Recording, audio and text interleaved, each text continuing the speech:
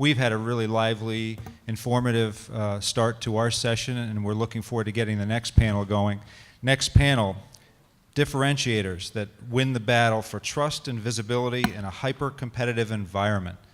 That's a mouthful, so I'm going to read it again. Differentiators that win the battle for trust and visibility in a hyper-competitive environment. Looking forward to this discussion. In my opening remarks, those of you in Chicago and Raleigh, I talked about the importance of diversity of thought and multiplicity in tackling business challenges today and collaboration. And we've got a very diverse audience here. And the next panel is also going to represent some very diverse and unique opinions. I also have the honor of introducing our moderator, Rick Newman. And Rick, you can start and get set up while I just do a very brief introduction for you. Rick is the chief business correspondent for U.S. News and World Report. He's also the author, and I don't have a prop for you, Rick, but he's the author of a 2012 book titled Rebounders, How Winners Pivot from Setback to Success. For those of you that read Rick's bio, it's impressive. He's known for plain explanations, plain English explanations about the changes, the drastic changes, the huge changes going on in our economy today. And I know we all appreciate that. I also know, putting his panel on the spot a little bit, he's probably going to say to them, give me some straight talk answers back to his panel discussion and his questions today, so we expect good things. But just a little bit more about Rick is take a look at his bio. TV commentator, plenty of awards. I'd love to get his ear about all of his previous work experience and life experience working with the Pentagon and associated writings. Very, very impressive. I also want to encourage you, because I spent some time there yesterday, if you want to learn a little bit more about Rick, go to his website, which is rickjnewman.com, and you'll learn more about Rick and even Rick on Rick. So, Rick, with that, I'm going to turn it over to you, and you can welcome your next panel. Thanks, Luke. Just don't go to my website now. We want you paying attention to the panel, not looking at your devices. Since this is not the Academy Awards, why doesn't everybody just walk up all at once? And I'll just get your seats, and I'll just introduce you guys as you walk up. I'm going to start with Matt Gentile, who's the third one walking up here. Matt is Director of Public Relations and Social Media for Century 21. He was involved with Super Bowl ad campaigns in 2012 and 2013, and he is apparently a social media geek who has actually figured out how to make money for his company on Twitter and Facebook. Paula Davis, to my left. Paula is president of the Alcoa Foundation and a vice president at Alcoa. Before that, she had senior roles at companies like Pepsi Bottling Group and Siemens, involving marketing, corporate communications, and managing media people like me to the extent we can be managed. And in the middle is Ron Locke, Senior Vice President and Managing Director of the Sustainability Consulting Practice at Gibbs & Soul. He's been here since 1987. He's done a million things, and he is the co-author of the annual Sense and Sustainability Study, which gauges the perceptions of more than 2,500 consumers and corporate executives. So I'm going to kind of highlight three trends to kick off this discussion. The first is that there's an overwhelming amount of information out there today. There's just an enormous amount of clutter. We all deal with it every day. I deal with it as a journalist every day. I contribute to it as a journalist every day. And it makes it difficult for everybody to get good information and to convey good information. So that's number one. Number two, we heard about this a lot in the prior discussion. Nobody in America trusts anything or anybody anymore, basically. And I don't think that's unique to corporations. I think Americans do not trust institutions in general, and there are good reasons for that. We've just been through this horrible recession brought on by apparently big banks, big companies, big government. No one's quite sure. They just don't trust institutions anymore. They do trust the military because they see the military performing well. They look at other institutions and they see them performing poorly, or at least they think they're performing poorly. And it's clear in a variety of surveys that trust in just about everything has gone down. And number three, it's been a very difficult business environment, as everybody knows, for the last 5 years. So as a journalist, I'm a skeptic. And to me, the job of companies, especially during tough times like this, is to make money, period. And all this other stuff we've kind of been hearing about is secondary. We know that many companies have stayed profitable not because their business has gone up or the revenue has gone up, but because they've cut everything they can cut. So I'm going to try to bring that into this discussion. So first I'm going to start with Matt, and I'm going to ask Matt about information clutter. How do you break through the information clutter? Everybody knows you have to, or thinks they know you have to use social media these days, but I see a lot of people not using it very effectively. So go ahead and talk about how you break through the clutter.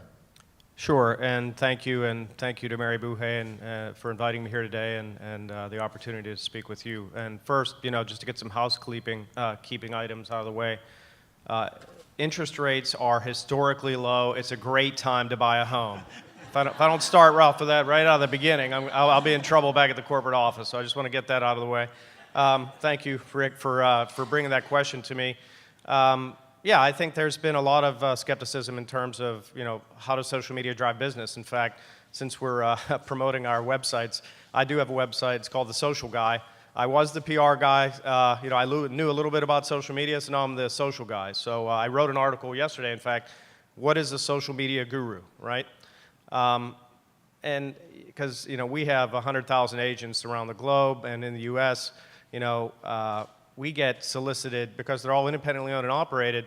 They're getting solicited constantly by folks that tell them social media is going to drive your business revenues by X%, and it's going to increase your your contacts, your leads, et cetera, with very little results, very little proof of that. So, part of my job is to understand what is available in the social media space and then apply that knowledge on their behalf. And what we've done, and it's two different things really. From a brand level, is to be able to provide, good content that consumers are going to interact with and engage with, right? So, and there are a bunch of different engagement metrics that you look at as success. And you can literally track it from the top of the funnel to the bottom and convert all the way back to our .com. However, I think the point that you're really trying to get to is, looking at it from a local level perspective, and our leadership team from the top bottom says, you have to really build that relationship at the local level, right? Your trust, the innovation, everything that you're getting from Century 21, who the brand is established with your relationship with your local broker and agent, right? So, Century 21, the brand, can kind of establish goals and metrics and aspirational. If you've seen our advertisements on the Super Bowl, we position the agent as kind of almost superhuman, able to, leap tall buildings in a single bound, if you will.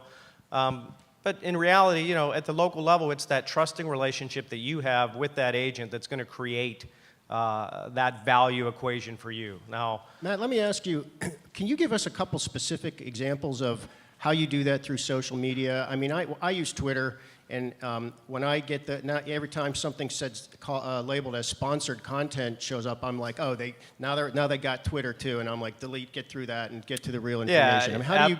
Absolutely. One of the things we preach to our system members, our sales professionals, is don't just spam people with their listings, right? You'll see you're somebody who's not very accustomed to using social media for marketing. All of a sudden, you'll start getting 5 or 10 listing pictures on your Facebook page because you're a friend with them. So immediately, you have to kind of use education to help them understand what is going to provide value to the consumer like you. So, what we're doing as a brand is we're providing community-based market updates on a monthly basis. So we encourage them. Here's a video market update that you can take from our .com, embed it into your own marketing, give your customers the knowledge to say, okay, the prices have risen X% up or down over the past month, number of homes sold. That's the type of value content that a consumer cares about, because I want to know, what are the prices in my neighborhood selling for? And I can get that from Zillow and Trulia and the other aggregator advertising type sites, but it's different when you're looking at it from a holistic perspective, and you can really see it month after month after month. So that would be one example. Do you offer 10% coupons off the price of your next home purchase? No, for you. We'll talk to me after the show. So I'm going to ask Paula about corporate reputation. So we hear we hear a lot about how important corporate reputation is. I'm going to push back on that. There are a lot of there are some companies that are terrifically profitable that don't have great reputations. ExxonMobil, for example, tobacco companies, and you can kind of tell from their postures they just seem to have retreated into a shell that says, you know, we're profitable, screw you. That's not the corporate statement for ExxonMobil, but that's their attitude toward journalists sometimes, and that's fine. They make a lot of money. And they reward their shareholders. So, Paula, I'm not going to ask you to be an apologist for Exxon, but tell me why corporate responsibility still matters. Yeah, because I think there really is such a thing as earning a social license to operate. And I'll give you a few examples of that at Alcoa. So, for example, in Jamaica, we have a mine there, and unfortunately, we were under the halo of the industry, where there was a huge distrust among the community there about mining companies. And so we had disruptions to our business that were costing tens of thousands of dollars every day. We went out with a very bold community relations strategy, and we started engaging citizens and asking them through a community advisory board what was important to them in terms what were their concerns on the environment, and having these difficult conversations. Learning what the economic needs of the community were, that they weren't trained appropriately for jobs that we had available in some cases. And we reached out to their kids in schools and started educating them about what Alcoa does. And at the end of the day, we ended up reducing our disruptions at our facility by over 95%. So that immediately speaks to this idea of earning a social license to operate. No longer can you go into a market, especially as a manufacturing company, and build a wall around yourself. That is not a model that works anymore. You have to go in as if it's a marriage and engage the community, and not just when times are good and you're growing jobs, but also when you're facing difficult jobs. You need the buy-in of your constituencies there. So that's a case where you had an active problem. Tell me why it matters on a more proactive basis to put the effort, the resources into this kind of thing when you don't have a problem, and you don't even anticipate there's going to be a problem, and money's tight. Yeah, so I mean, we have a couple of our communities where we've wanted to expand our operations: Cleveland, Ohio, and Australia, and you need public support for that. And sometimes we've been able to secure, for example, tax incremental financing or public funding for our projects. And the only way to do that is to engage your stakeholders there, from the public and from your citizens. If your citizens are complaining and they don't trust you, they're not going to give you that license to operate. And they're voters, so the public officials who are making decisions on your business care. Ron, can you tell us what's actually happening at companies? How are they coming up with the resources to put into this when resources are so tight? Sure. Well, first of all, I'd like to ask, do you promote when you go in, like the mining site? Was that well promoted, or is that just something that is kind of behind the corporate wall? No, so we go in as if it's a marriage. So, for example, when we went into the Amazon, I mean, obviously there's a lot of environmental implications there. So when we went in there, we did a lot of research. We formed these community advisory boards and got citizens engaged in how we were going to grow the business there, how we were going to establish ourselves. And we kind of think of it as the day after the last day. So in 100, 150 years, when we're not mining there, what is the community going to look like? And we assuaged any concerns they would have there. So we didn't go in and say, all right, we're going to teach you skills for industries that you're not going to use, but they were, had cacao planting that we helped train them on, and there was infrastructure that needed to be built there. So, yeah. And I guess I was thinking more broadly, to shareholders and that, because to get to the question is, first of all, companies are doing a lot of this, but they're not necessarily communicated externally. And so their public face might be, we're all about making money, and that's all that matters, leave us alone. And in reality, behind the scenes, they have a lot of sustainable practices happening. The way they're paying for it is oftentimes they're seeing a great return on it, seeing it as an investment. One of our clients is the Dow Chemical Company. And the energy savings that they have seen, the return on just their activities has been immense. Water conservation as well, immense savings back to the company. Then you get to the social license. If you look at all the studies for recruitment and employee retention, CSR plays a huge role there. And so if you look at the costs of replacement of employees, in recruiting employees, all of a sudden you can look at a balance sheet and say these activities actually do pay for themselves. But there is a reluctance among companies to be really forthright. Among sustainability geeks, we see these stories, but they're not well reported externally. And to a certain degree, sometimes that's because CEOs don't like to communicate that because they fear that they'll have greater scrutiny and greater expectations, and it's a never-ending story. So you gave an example of when a company will do this because it's going to save money. It's going to contribute directly to its financial performance. Are companies, give me some tangible examples of whether companies are doing this when they're not sure it's going to contribute to financial performance, or it might contribute in some abstract way, but they're doing it because it seems like it's the right thing to do. Is that happening or is that not happening? And can you give examples of it? It is happening, but I got to say the most successful companies are the ones that tie their activities to what their business is, what their brand is about. And a good example is Cemex. We have a representative here in the audience, but they're a cement and concrete manufacturer, headquartered in Mexico. And in the developing world, they go in, they have centers of self-sufficiency. They teach people how to make cement blocks that they can use to build homes, but also to start a business to sell those. And they learn the trades of building a home. So yes, they're creating a market, but they're also improving the social standing of these communities, which then has greater impact for all the other businesses. And so I think when companies go in, there's no certainty that that's going to have a huge return, but there is kind of an intuitive value there, and again, it ties to their business and is more likely to have success. Matt, this all makes sense if you're a manufacturer and you're involved in or heavy industry or something that has a heavy footprint on the environment. How does sustainability matter for your company? Yeah, I think I'm kind of the odd duck on the panel, I guess, but I think everybody has to look at it in terms of, how is your business model going to be sustained over time? And I think, for the past probably 20 years, companies and entrepreneurs have been trying to disintermediate the real estate professional from the real estate transaction. And, regardless of the fact that the internet, over 90% of consumers are coming in to their home search process through the internet, there's still a strong demand for that individual to sit, right by your side during what is going to be the largest financial transaction in most people's lives.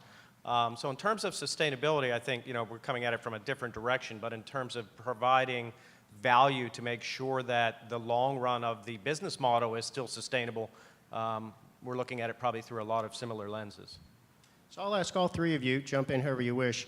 How are you getting your message across these days? What frustrates you about this cluttered environment? What are the new ways to get your message across other than just putting it on your website and hoping people notice, or issuing press releases that nobody reads, or supposedly the traditional things, TV advertising is less effective, less desirable in some ways, doesn't reach as many people. Everybody wants customizable outreach programs and stuff like that. So I'd like each of you to just discuss the most effective ways for getting your message across these days.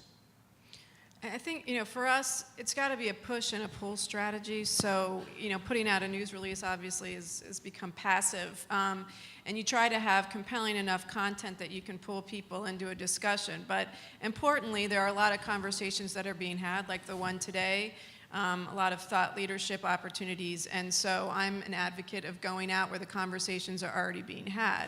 And if you, raise the CSR discussion to sustainability, that's built into what Alcoa does. When we go out and sell our products to our customers, it's lighter weight vehicles, it's more efficient airplanes, that's all aluminum. It's recycled content that saves a lot of energy. That's all built into our very value proposition and our operations, to your point about Dow. So, from my perspective, social media is great because it allows you to go to where the conversations are already being had, and that's one of our key philosophies. Well, take us through that. Take us a layer deeper. How do you find where the conversations are being had, and what do you say as part of that conversation? We consider who our stakeholders are. So, for example, you talked about recruiting. And when young people get to career planning and placement, they've made the decision on where they're going. They either know Alcoa or they don't, and a lot of them don't, because we're a B2B company and we don't advertise. So we're creating relationships with them through organizations that they care about on campus. So it's the engineering clubs on campus, it's the volunteer organizations that they go to, it's all of those kind of aggregating member organizations. Well, I think step one is to hire a very good business communications agency. But then once you get past that, it really is finding those ecosystems, where everyone now kind of self-selects their community. And we talk about the global street fight. I mean, it really is, when you're talking from a marketing and communication standpoint, those battles are being fought street by street, neighborhood by neighborhood. And so there's no one, concrete answer to your question.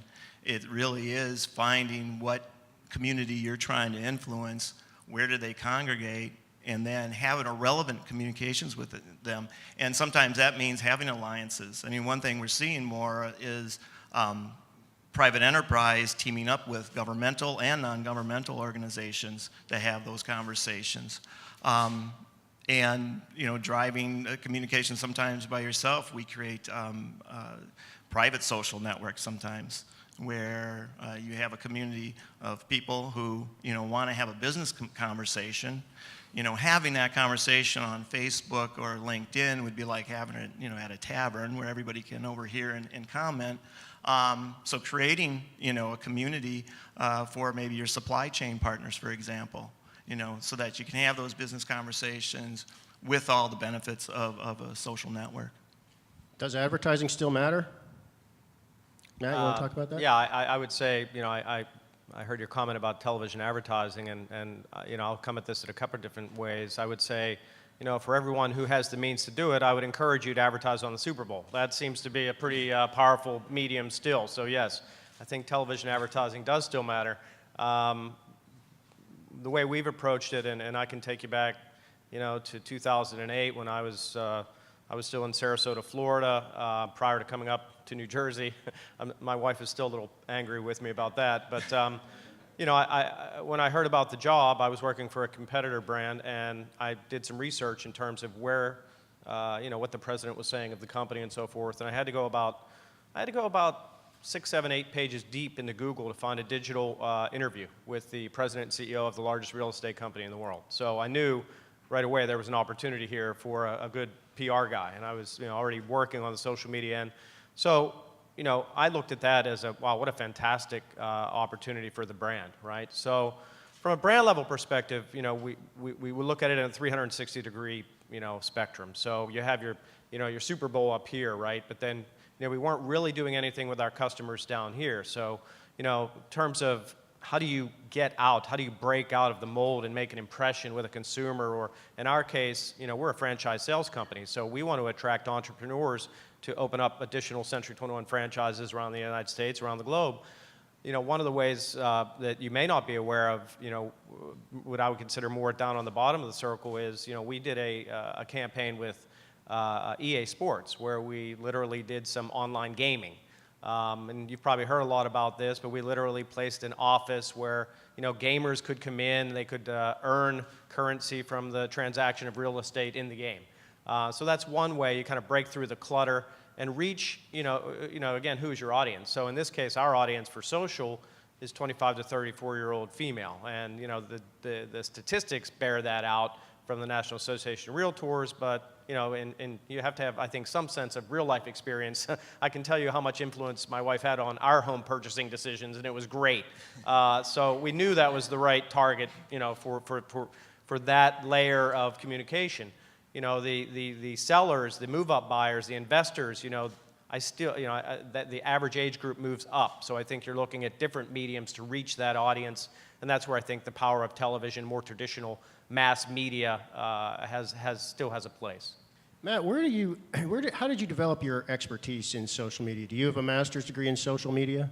No, it's funny you mentioned that. In that post I was telling you about, I wrote yesterday, I said, I was kind of making fun of the fact, what is a social media guru? Because you hear that term bandied about it quite a bit. And there is no current master's or doctorate in social media marketing, right? You kind of gravitate toward it through experience. And, I learned from, the greatest thing about social media, and I think the power of it comes from, you have access to everyone on the planet, basically, through one social network or another. So your ability to learn, the best techniques is out there. You just have to kind of plug into it. Now, what is applicable to the brands and to the companies, to the agents and that sort of thing, you have to kind of play in the space and learn what works and what doesn't. There's no, quick and easy short path in learning from your mistakes. I think that's probably the easiest answer to that. One more question I'll ask.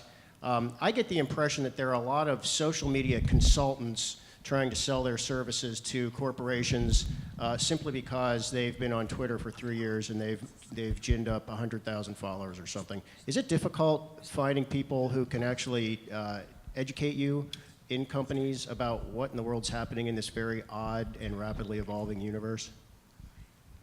Yeah, I'll start that. Sure. Yes is an easy answer.